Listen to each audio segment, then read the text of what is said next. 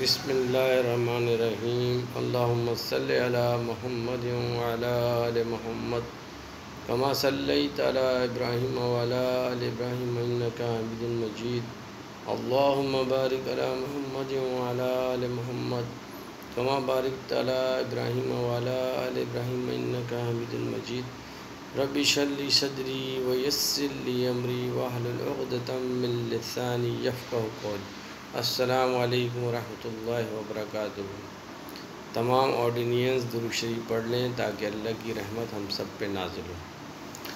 بھائی ہماری ویڈیو دیکھتے ہیں حضرات، وہ ضرور لائک کیا کریں، شیئر کیا کریں، کومنٹ میں اپنی رائے لازمی دیں اور جو بھی ہماری غلطیوں سے بتائیں، اور دوسرے نئے دیکھنے والے حضرات سبسکرائب لازمی کریں۔ اللہ پاک آپ سب کو صحت اور تندرستی والی زندگی عطا فرمائے، راحت چین سکون والی زندگی عطا فرمائے۔ اللہ آپ کو اپنا محبوب بنا لے اور دنیا کی ساری رحمتیں اور برکتیں آپ کو عطا فرمائے۔ آج کا جو ہمارا موضوع ہے وہ ہے دھوکہ۔ اس زمانے میں ہمارے معاشرے میں، پاکستان میں خصوصی بے انتہا کا ہر کوئی ایک دوسرے کو دھوکہ دے رہا ہے۔ گوشت والے کو دیکھیں، آپ گوشت لیں، آپ کو خود پتہ ہے، آپ پاکستان میں اگر رہ رہے ہیں تو پتہ ہی نہیں ہوتا بھائی گوشت کس کا ہے، ٹھیک ہے۔ اگر گوشت دے رہا بھی ہے تو اس میں پھر وہ بھی ڈنڈی لگا رہا ہے، ٹھیک ہے۔ مرغی والوں کو دیکھیں، اب میرے ساتھ ایک واقعہ ہوا، میں مرغی لینے گیا تو اس پہ اوپر انہوں نے بورڈ پہ لگایا ہوا تھا 620 روپے۔ اب میں نے ان سے جب مرغی لی تو پھر انہوں نے 750 روپے جو ہے کہا کہ بھائی یہ دیں، تو میں نے بولا بھائی آپ نے 620 روپے لگایا ہوا ہے، تو بولا بھائی وہ جو ہے نا وہ پوٹا کلیجی کے ساتھ ہے، تو میں نے بولا وضاحت کر کے لکھیں آپ۔ اس طرح کے کئی واقعات ہوتے ہیں۔ دوسرے لوگوں کے ساتھ بھی، سبزی والے کے پاس جائیں تو وہ دکھا کچھ ہوتا ہے، آگے کچھ چیزیں رکھی ہوتی ہیں، نیچے خراب چیزیں رکھی ہوتی ہیں۔ اسی طرح فروٹ والے کے پاس جائیں، یعنی ہر کوئی دھوکہ دے رہا ہے۔ آپ دیکھیں معاشرے میں، مرچیں لیں اس میں ملاوٹ ہے، دودھ لیں اس میں ملاوٹ ہے، چینی لیں اس میں ملاوٹ ہے، پتی لیں اس میں ملاوٹ ہے، یہاں تک حج عمرہ تک کے جو ٹریول ایجنسی والے ہیں اتنا بڑا فریضہ ادا کرنے جا رہے ہیں، وہ یہاں پہ جو چیزیں بتاتے ہیں، آپ حاجیوں سے پوچھیں یا جو عمرہ کرنے والے جاتے ہیں ان سے پوچھیں کہ وہ وہاں جا کے چیزیں بدل جاتی ہیں۔ وہ بولتی ہیں کہ بھائی آپ نے یہ کہا تھا، آپ نے یہ کہا تھا، آپ نے یہ کہا تھا، تو پھر وہ ہیلے بہانے کرتے ہیں۔ اگر آپ لڑیں تو آپ سے کہیں گے بھائی حاجی کے لیے جو ہے لڑنا بہتر نہیں ہے، یہ گناہ گار ہے۔ اس طرح کی باتیں کرتے ہیں۔ اور بھائی حیرانگی اس بات پہ ہوتی ہے کہ دھوکہ دینے والا آپ صلی اللہ علیہ وسلم نے فرمایا اس سے ہمارا کوئی تعلق نہیں، یعنی اس میں سے ہم میں سے نہیں۔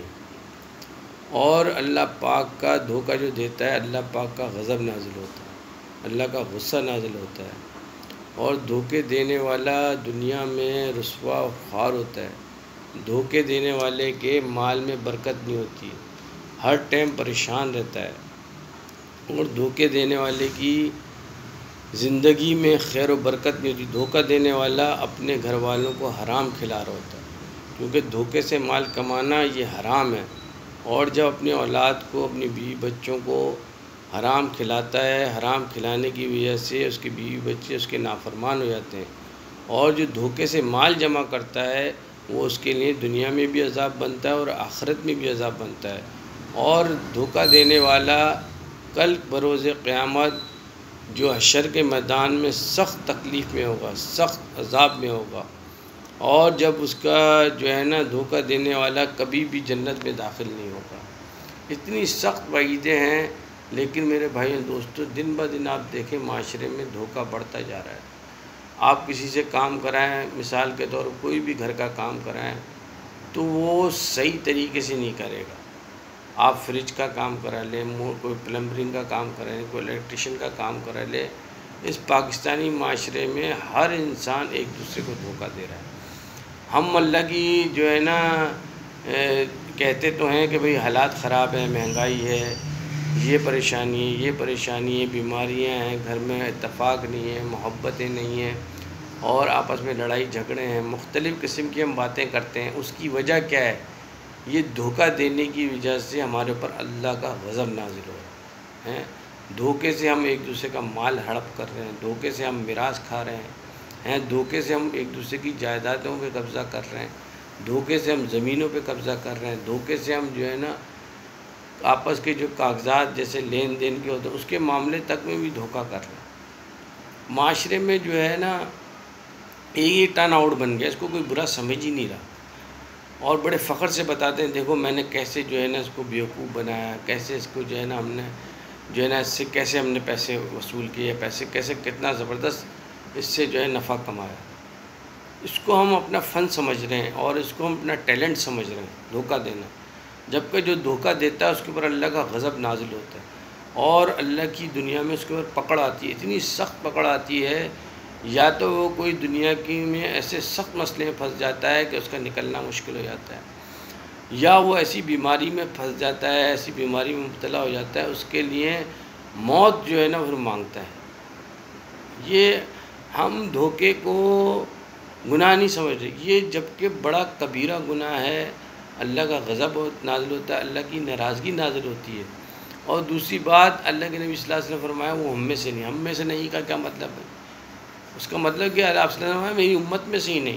اب جب امت میں سے نہیں تو کہاں جا رہا ہوگا؟ آپ خود سوچیں کہ معاشرے میں اس ٹائم ہر آدمی ایک دوسرے کو دھوکہ دے رہا ہے، ہر آدمی، اور جو ہے یہاں تک کہ گھروں میں ہم ایک دوسرے کو جو ہے نا بیوقوف بنا رہے ہیں مختلف شکلوں میں۔ بھائی دھوکے سے بچیں، نہ دھوکہ دیں، آپ کسی کو دھوکہ دیں گے تو آپ کو بھی ضرور دھوکہ دیا جائے گا۔ ایسا نہیں ہے کہ آپ دھوکہ دیں اور بچ جائیں، آپ کسی کا مال کھائیں گے، آپ کا بھی کوئی مال کھائے گا۔ یہ تو گیو اینڈ ٹیک ہے، جو آپ بوئیں گے وہ کاٹیں گے، ٹھیک ہے نا؟ تو اس چیز سے بچیں اور معاشرے میں اس چیز کو ختم کرنے کی کوشش کریں، اور جو ہے نا حتی الامکان کوشش کریں جو دھوکے دینے والا ہے یا دھوکہ دے رہا ہے اس کو بڑی حکمت بصیرت سے سمجھائیں کہ بھئی تو اپنے بچوں کو حرام مال کھلا رہا ہے۔ اللہ پاک مجھے بھی عمل کی توفیق دے اور آپ کو بھی عمل کی توفیق دے، اور اللہ پاک مسلمانوں کو دھوکے سے بچنے والا بنائے۔ السلام علیکم ورحمۃ اللہ وبرکاتہ۔